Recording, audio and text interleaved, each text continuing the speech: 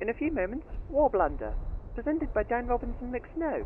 Number of people waiting for program, 37. Hello and welcome back to episode 4 of War Blunder with me, Dan Robinson McSnow. Last time we were here at the White Rock Fortress, where we uncovered what we'd known all along, that a strategically insignificant ruin of a medieval castle was ill-suited to modern tank combat.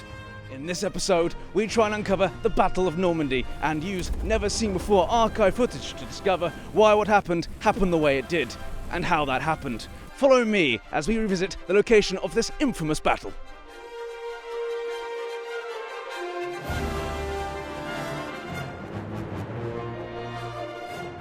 The year is unknown, but judging by the variety of tank wrecks scattered about the battlefield, historians have concluded it took place sometime between 1938 and 1954. What we do know is that it was a moist Tuesday morning in June as the Allies invade the Third Reich through northern France. What followed was a grueling battle that lasted over 9 minutes. In a daring and unconventional move, the Allies launched their attack from inland and outflanked the beach, taking the Germans completely by surprise. This sudden cross-country attack was preceded by no naval bombardment, as ships were considered an afterthought. The Allied strategy was simple and against all military convention. Send in the tanks ahead of the Air Force and without support. And so after tediously queuing up outside the battlefield, the attack begun. Columns of British tanks charged into the town, paying little attention to local infrastructure and property, much to the distress of local French business owners, as captured here in this never-seen-before interview. What happened, you ask? Can you not see? My restaurant is ruined. Have you not seen the wall over there? The English drove through it with their silly little tanks. The rest of the damage? Oh, that's always been here. The town is a little run down en ce moment. We hope that the influx of visitors might rejuvenate this, je ne sais quoi, how do you say in English, shit all. It was at this point, under this famous battle-damaged church at the centre of the town, that the Allies came across the most feared weapon in the German arsenal, the Tiger tank.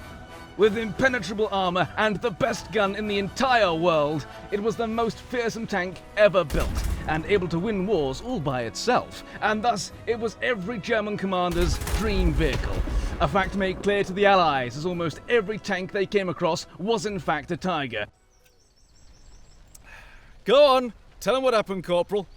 I brought the wrong tank. Yes, you brought an A-13 to a battle rating 4.7 game, didn't you? Sorry, Sarge.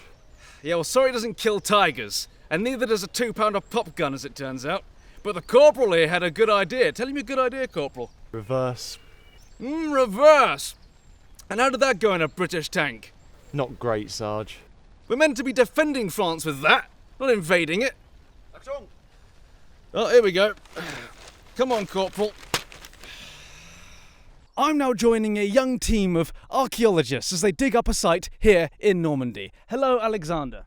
Hello, Dan. I hear you've got some very exciting news for us. That's right, I have. What is your very exciting news for us, Alexander?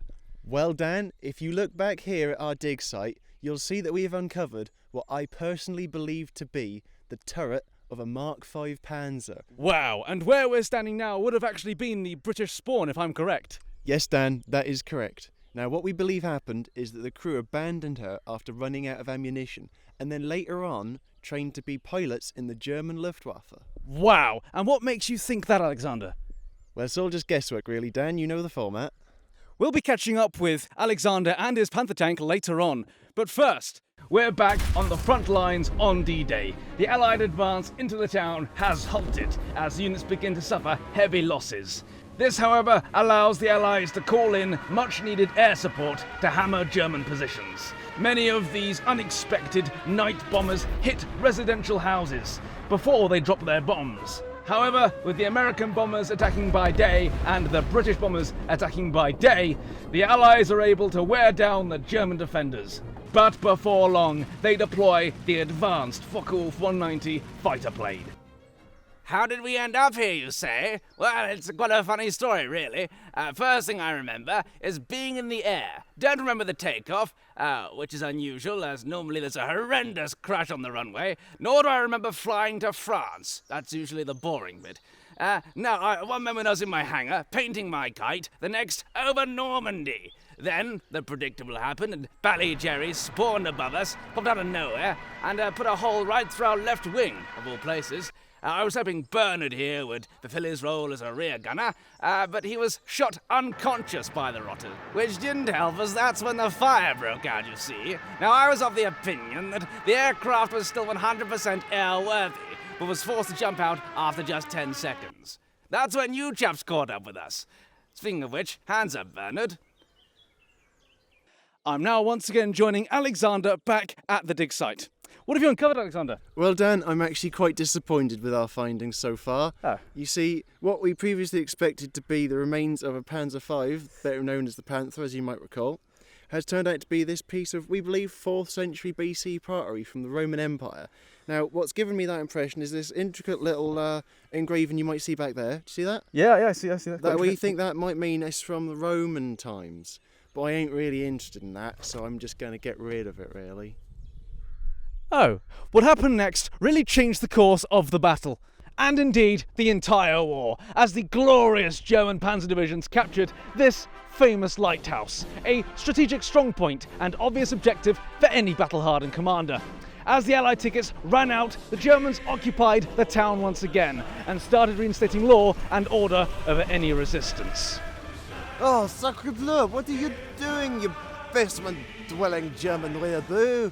But thanks to our glorious leaders, tactical intuition and genius, the Allies never really stood a chance in the first place. However, the war blunder at Normandy signified the end. It was the last nail in the coffin for all resistance in Europe.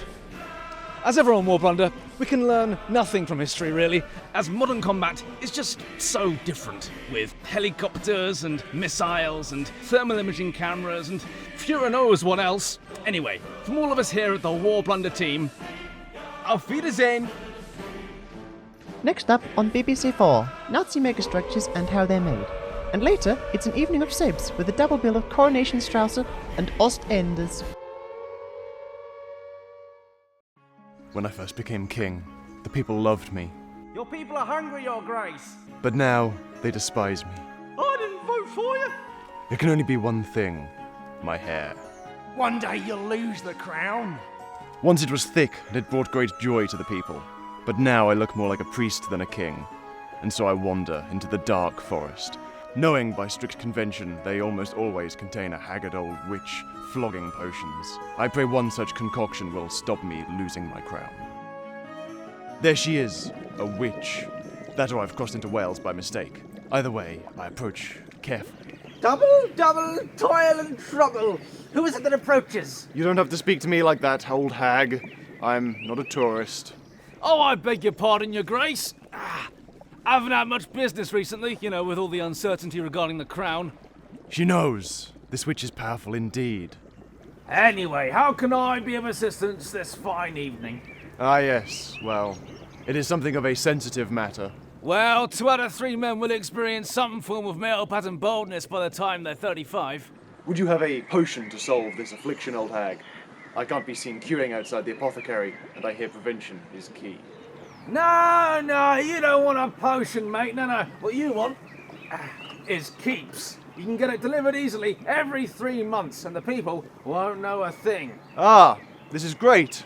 But, hold on, what is this going to cost the kingdom's coffers? Don't worry, Your Grace, you don't have to go broke to avoid going bald, which is good for you, as your country's in an absolute mess. Wow, this is revolutionary for the way that men are treated for hair loss. Revolution.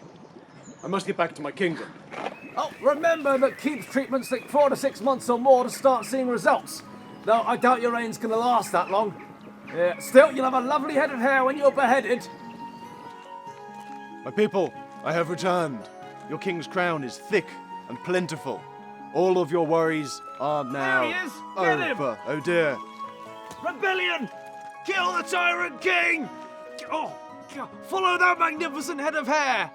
If you're ready to take action and prevent hair loss, go to keeps.com/squire or click the link in the description to receive 50% off your first order. That's keeps.com/squire.